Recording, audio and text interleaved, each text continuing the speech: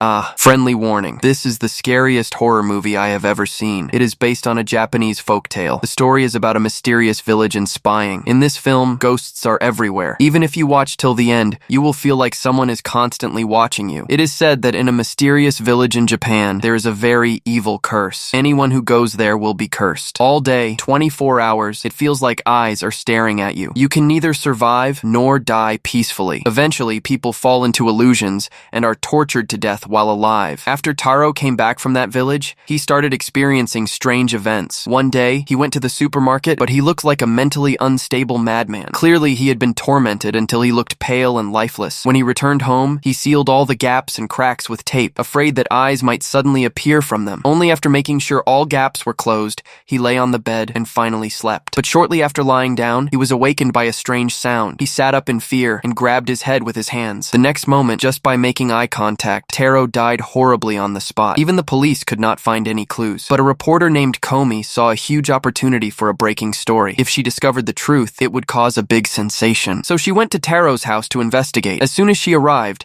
she met Taro's friend Hoko. Both of them had been to that village before, so Hoko knew exactly what had happened to Taro. Looking at a box in front of him, Hoko suddenly got scared and quickly sealed it with tape. He nervously told Komi about it. Komi didn't fully believe him. She wanted to ask for details, but then the phone rang at the wrong time. She went to answer it, leaving Hoko alone in the room. While Hoko was alone, strange things started happening again. The curtains that Taro had sealed suddenly got pulled open by something. Hoko quickly picked up tape and tried to seal it again, but then strange noises came from behind. He turned around in fear and saw that it was just a dripping faucet. He went to turn it off, but the next second, the sink made another eerie noise. Hoko got a little curious and looked back. Suddenly, dirty water sprayed all over his face. Panicked, he ran away, but Komi saw from the door that there was nothing on Hoko's face. Thinking he might have encountered something strange, Komi went inside the house, but after looking around, she couldn't find anything unusual. As she was about to leave, she stepped on something. When she touched it, her hands were full of mud. Seeing this, Komi didn't think much and continued investigating Taro's death. After asking several people,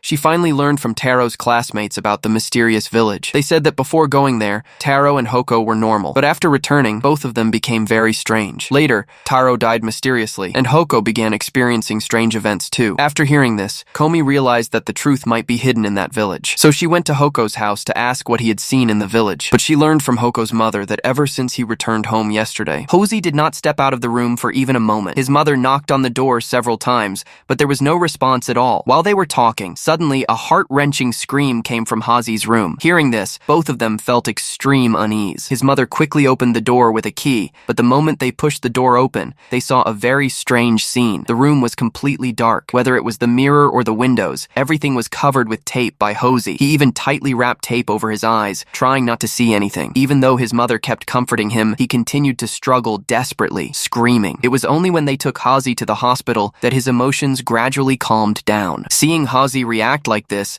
Xiao Mei became more certain that the truth was connected to that village. So she called her boyfriend Xiao Shuai and drove to a place called Lulai Village. There was a stone there, which was a famous landmark of Lulai Village. But as soon as they found it, Xiao Shuai suddenly saw something, and a look of fear appeared on his face. He quickly told his girlfriend, "Do not look back." But instead of stopping her curiosity, this made Xiao Mei even more eager to see what was behind them. The results shocked her. A little girl appeared out of nowhere. Both of them got scared and ran immediately, but they didn't know that at the moment they made eye contact with the girl, she had already fixed her gaze on them. After that, they found a man named Lao Wang in the village, and from him, they got some clues. It turned out that Taro and Hozi had problems because they were cursed by the village. The curse was called the Watching Plan. Once someone is affected by the curse, first they see hallucinations, then they hear strange sounds. If it gets worse, they can see a pair of eyes anywhere, always staring at them. The cursed person slowly loses their mind and eventually dies suddenly. Hearing this, both of them were terrified. They had seen people spying on others, but being spied on by a ghost was their first experience. Next, they wanted to ask more about the little girl they saw at the village entrance, but Lao Wang refused to say anything. Just as they got a small clue, Hozi experienced something strange. Late at night, Hozi was lying in bed sleeping, when suddenly a strange sound came to his ears. He got up in surprise and looked around, but nothing was there. A doctor walked by in the hallway, and Hozi thought he was imagining things, so he ignored it. But as he tried to lie down, something dirty dripped from the ceiling. Seeing the drops, Hozi became extremely scared. He carefully looked up and was terrified. Two small, terrifying hands appeared slowly, like ghosts coming to take his life. Hozi was frightened, and suddenly he was completely terrified by a pair of blood-red eyes. He ran away blindly and reached a forest. No matter where he ran, the eyes eyes seemed to follow him. A creepy, deadly ringing sound kept echoing in his ears. Finally, Hosey's mind completely broke.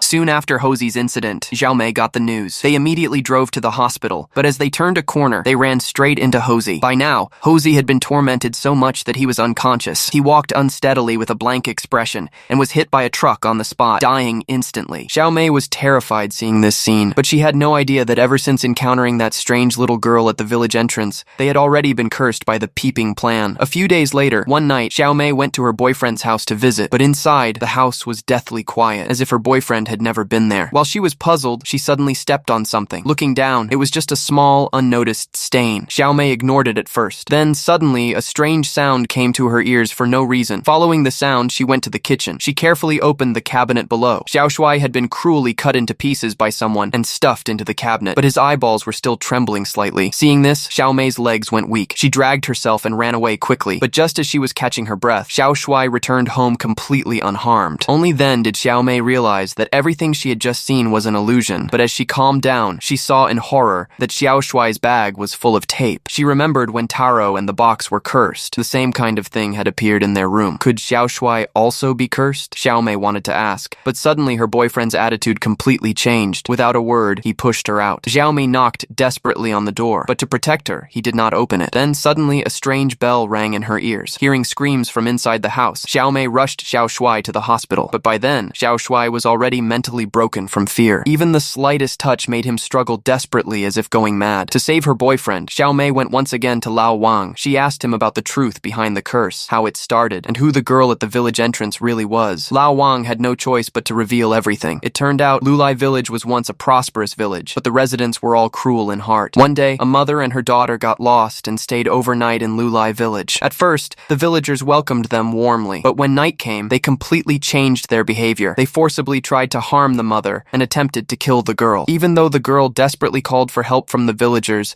they ignored her. Her screams echoed throughout the rainy night. Her great resentment at death formed a curse. She became the peeping plan, wanting to torment those evil villagers to death. But the villagers would not give up easily. To avoid being cursed and to suppress the girl's spirit, they built a temple in a dark underground tunnel. They turned the girl's mother's necklace into a talisman. Then, they took an orphan to guard the place. As long as the talisman remained, the girl's spirit could not harm anyone. But at that time, Lao Wang did not believe in the curse. To find the truth, he accidentally came to the tunnel and discovered the orphan. Lao Wang could not understand how such a small child could be there alone. Before the child could answer, Lao Wang suddenly heard a strange bell. The girl who had been cruelly killed by the villagers appeared behind him. Lao Wang was terrified and fell to the ground, but the orphan behind him raised the necklace, and it moved slightly a few times. In front of Lao Wang, the angry spirit slowly disappeared. Then, to thank him, Lao Wang took the necklace and ran away with the girl that very night. Without the magical item to control it, the village started facing bad luck and disasters continuously. The villagers were also tortured to death by the girl's angry spirit. Besides that, any outsider who entered the village would also be cursed by the girl, living in fear all the time. Even Lao Wang could not avoid it, so they even poked their own eyes out to finally escape the curse. After learning the truth, Xiaomei was extremely shocked, but she thought that the girl would not kill people randomly. Maybe there was still a little kindness left in her heart, so she decided to find the girl and try to change her with love. But the girl's years of anger could not be resolved in just a few words. Before Xiaomei even started, her boyfriend faced something strange again. The familiar bell suddenly rang in the ears. Pairs of blood-red eyes were constantly watching her. Xiao Shuai got scared and ran immediately, but no matter where he ran, the sound and the eyes followed him like shadows. Then the girl's angry spirit appeared right in front of them. With a scream that echoed across the sky, Xiao Shuai lost his mind again. Doctors rushed over, but in the next moment, to escape the girl, Xiao Shuai took 2 chopsticks and poked his own eyes out in front of everyone. Xiaomei was heartbroken when she learned what happened. She knew this was all the girl's doing. She immediately took the necklace and went to the village entrance, hoping to meet the girl's spirit. No matter how she tried to reason with her, the girl did not listen. Only when Xiaomei showed the necklace did the girl finally return to her human appearance. But this did not mean the anger in her heart was gone. She even took Xiaomei to the place where her mother had died, so Xiaomei could experience what real pain feels like. Seeing the scene of the mother and child being brutally killed,